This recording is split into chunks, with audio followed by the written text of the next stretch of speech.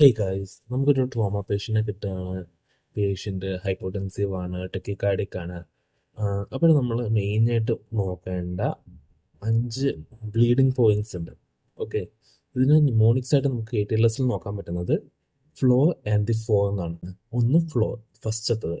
അത് നമ്മൾ കാണുമ്പോൾ വിസിബിളി ആയിട്ടുള്ള ബ്ലീഡിങ്, നിലത്ത് നോക്കുക, നിലത്ത് എത്രത്തോളം ബ്ലഡ് ലോസ് ഉണ്ടായിട്ടുണ്ട്, അല്ലെങ്കിൽ ഏതെങ്കിലും ഒരു ആംബ്യൂട്ടഡ് ആയിട്ടുള്ള ലിംബോ പാട്ടോ എന്തെങ്കിലും ഉണ്ടോ നോക്കുക, എവിടെന്നെങ്കിലും ഭയങ്കര ശക്തിയായിട്ട് ബ്ലീഡിങ് വരുന്നുണ്ടോ എന്നുള്ള കാര്യം നോക്കുക.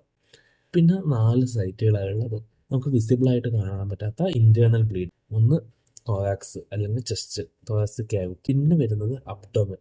ട്രോമ പേഷ്യൻസിൽ ഫാസ്റ്റ് ചെയ്ത് നോക്കുകയാണെങ്കിൽ ഫോക്കസ് അസസ്മെന്റ് വിത്ത് സോണോഗ്രഫി ഫോർ ട്രോമ ചെയ്ത് നോക്കുകയാണെങ്കിൽ, അൾട്രാസൗണ്ട് ചെയ്ത് നോക്കുകയാണെങ്കിൽ ഇന്റേണൽ ബ്ലീഡിങ് കണ്ടെത്താൻ സാധിക്കും. പിന്നെ ലേറ്റ് സൈനായിട്ട് കുള്ളൻ സൈനും ഗ്രേറ്റർനസ് സൈനും ഒക്കെ വരുന്നുണ്ട്.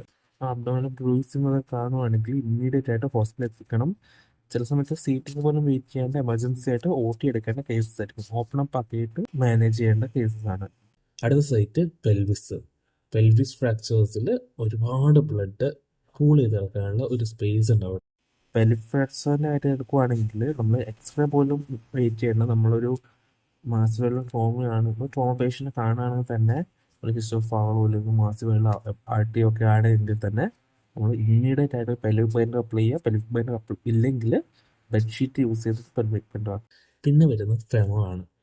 അതും 2 ഫെമോർ ഉണ്ടെങ്കിൽ സീരിയസ് ആണ് കണ്ടീഷൻ.